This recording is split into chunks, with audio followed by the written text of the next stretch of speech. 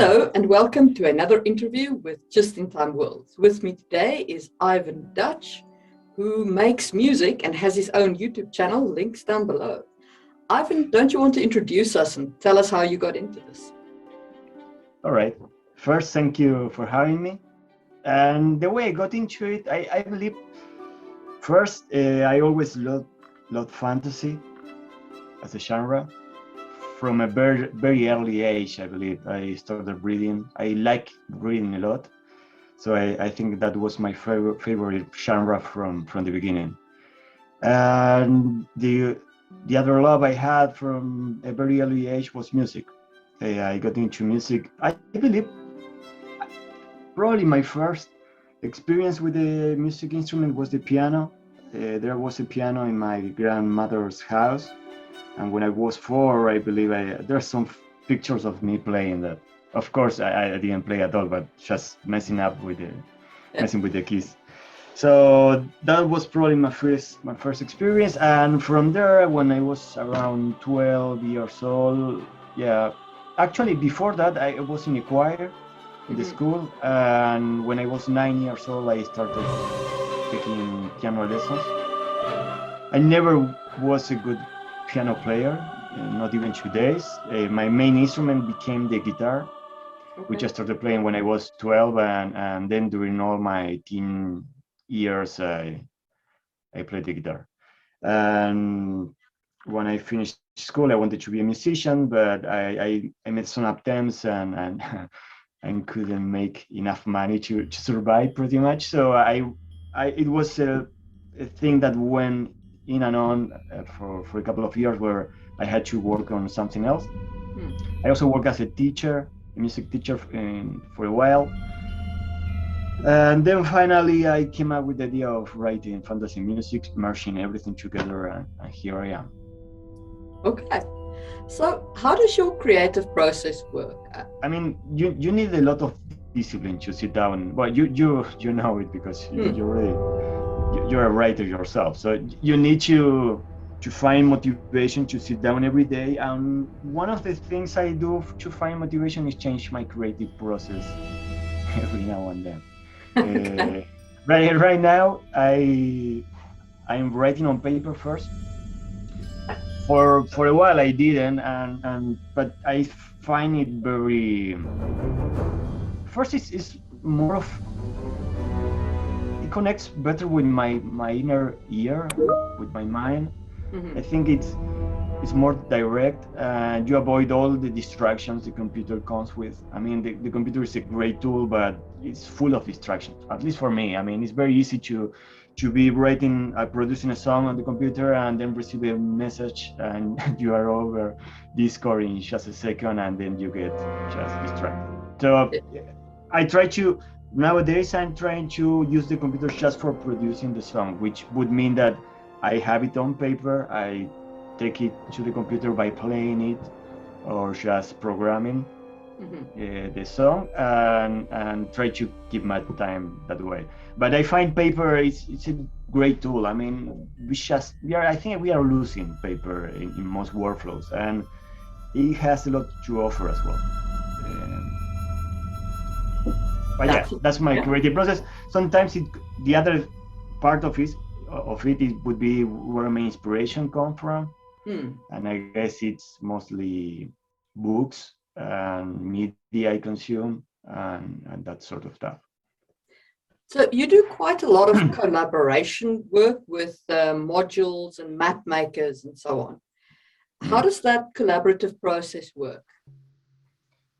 I think it started with me contacting a lot of content creators, particularly in the D&D community, which is something I also love doing. I mean, the other thing I didn't mention was that I like playing tabletop role-playing games and board games as well.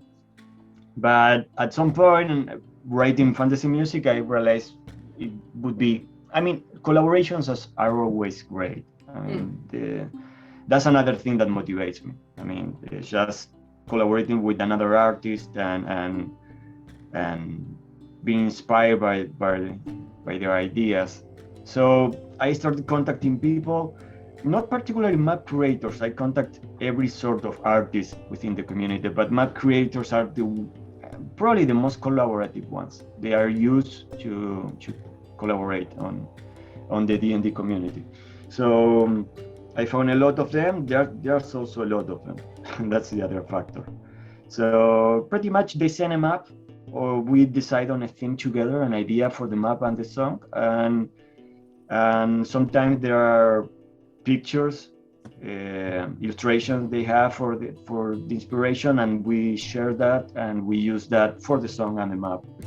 Other times they just send them up and I write the song based on that. And sometimes I suggest a theme we could do. For example, the day this is being recorded, I'll be releasing a collaboration with both a writer and another map curator, and this is going to be with a little bit of a pirate theme. It's going to happen in a course island. So yeah.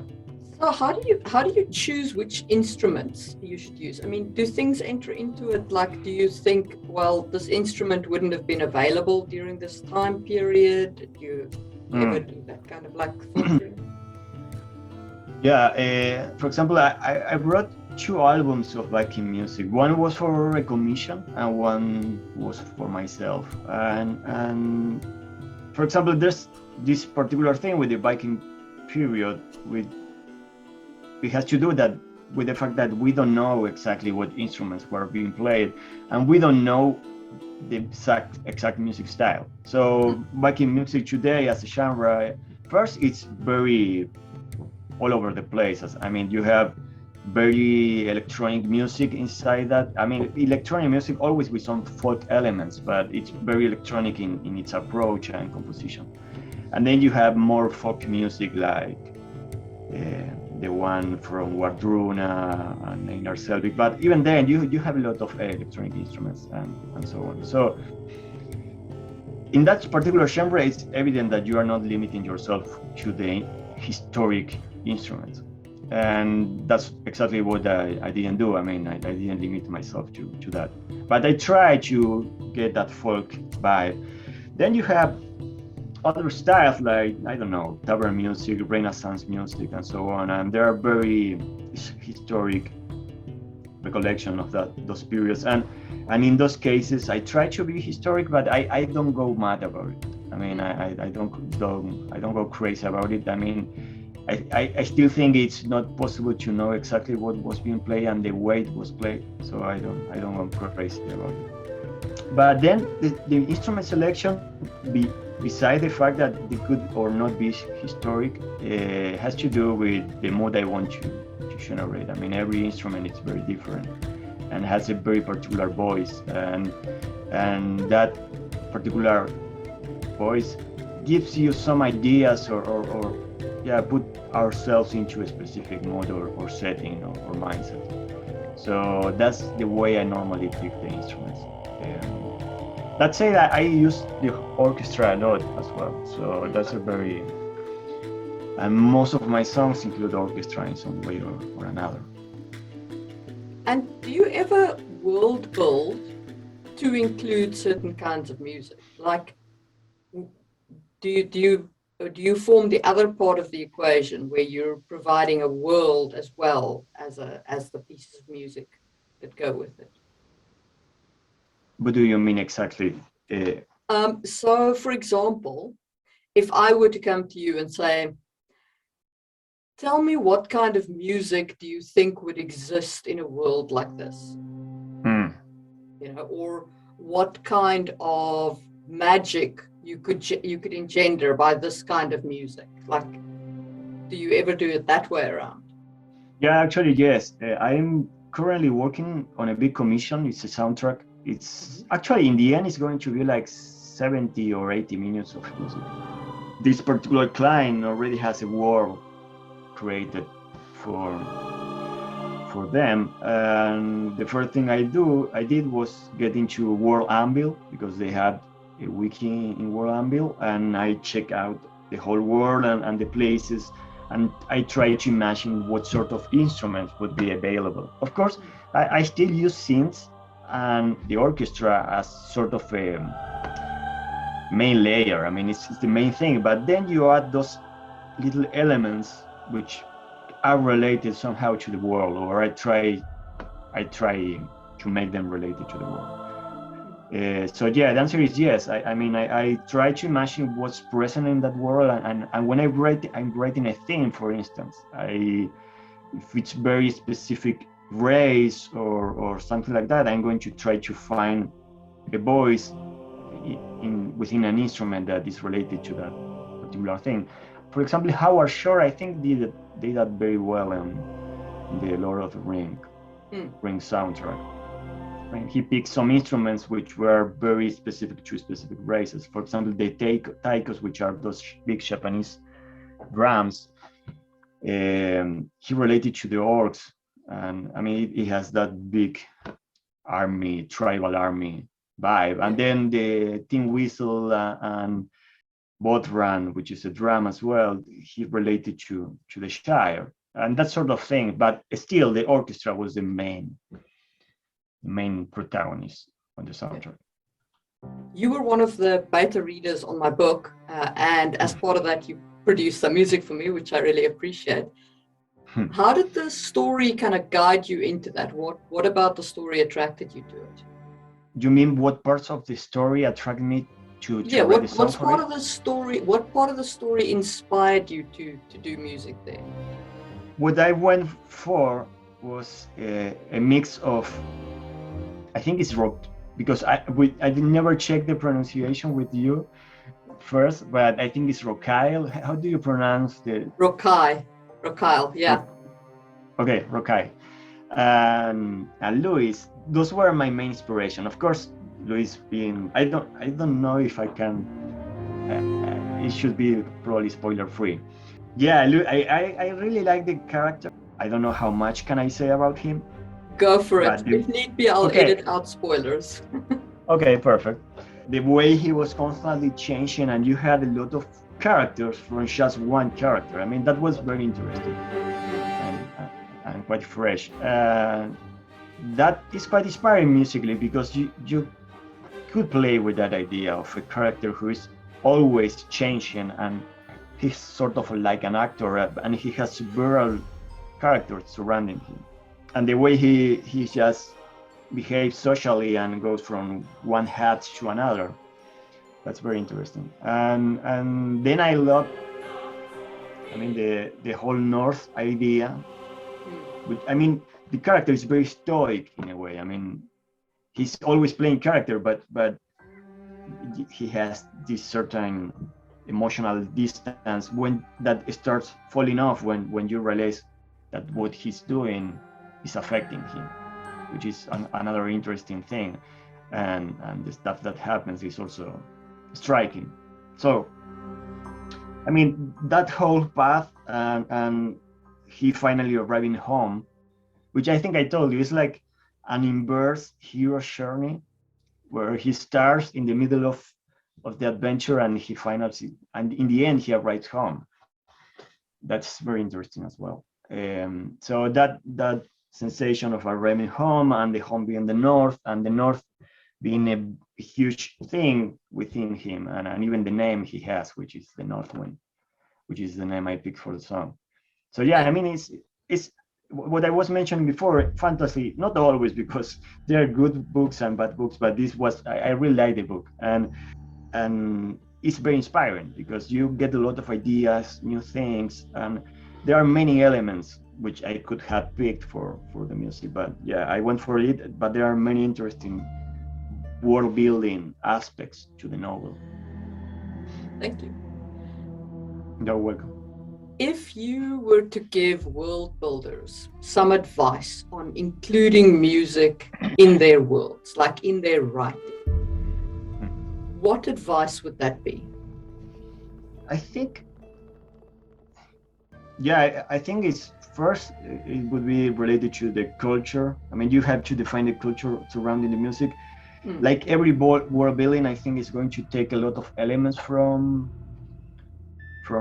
reality.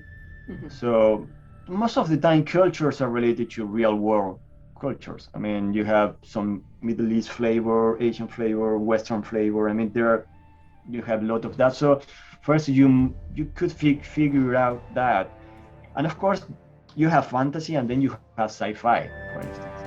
You have all sort of world buildings. So and other aspect of it would be if it's comedy, if it's very dark, if it's horror, that's going to influence music as well. And also the use of the music, because first it could be the music has to create emotions, and the other is like the underground narrative, which is mostly an accompaniment to the main thing. To the culture, and the genre. Yeah, exactly. Yeah, because and also the use you want to give to the music, because if it were to be a movie, for instance, you need the music to fulfill other roles besides just identifying with a specific culture. Hmm. And I think it's always the case. For instance, with the music that goes along with tabletop role-playing games, you need something that sets the ambience as well, sets the mood.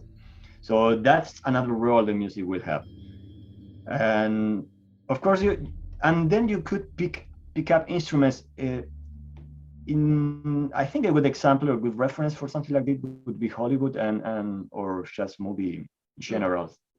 And the way it's usually done is that you have an orchestra or scene-based soundtrack or very acoustic.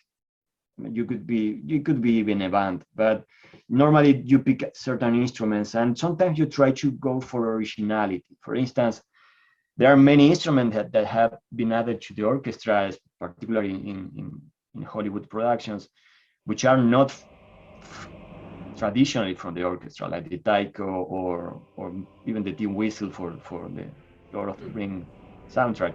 But yeah, I think picking up instruments that might have a very unique voice and are not traditional, that could be a good advice. I mean, those are going to give some uniqueness to the sound for a specific culture. There are many folk instruments around the world which are very interesting and weird. And those are video games is another industry that is using that sort of approach. And it's very common when you select the instrument palette or the instruments you're going to be using, you go for strange stuff. Nowadays, a very common thing is throat singing, for instance, which has become a more fashionable thing. But I think it was done in an attempt to discover strange sounds, which are strange in the West, at least. And for instance, I think, there's this Star Wars game, Fallen Order, and they use throat singing related to, it was like throat singing with the rock band. It's a band from, I don't know if it's Mongolia.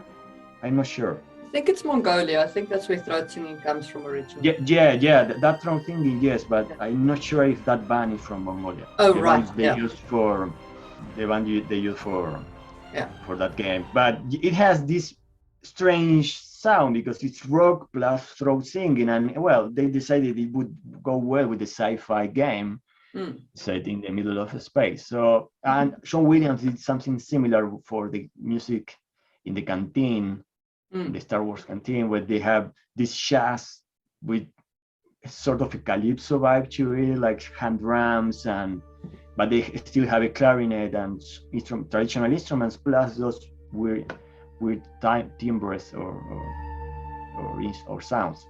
Yeah. So yeah. Okay. So try out the different sounds and see what works in your world, and bear in mind your genre. Yeah, I think that will be the conclusion to what I just said, the short version. But yeah, definitely, just trying to imagine what sort of instruments would be related to a culture, and then you just have a more traditional approach plus those instruments. And if people want to commission you for any music for their worlds, there will be contact details down below. Also links to Ivan's Patreon, where you can sign up as a patron and support him in making more of this music. And thank you very much for your time today. Thank you very much, Mary. It was a pleasure.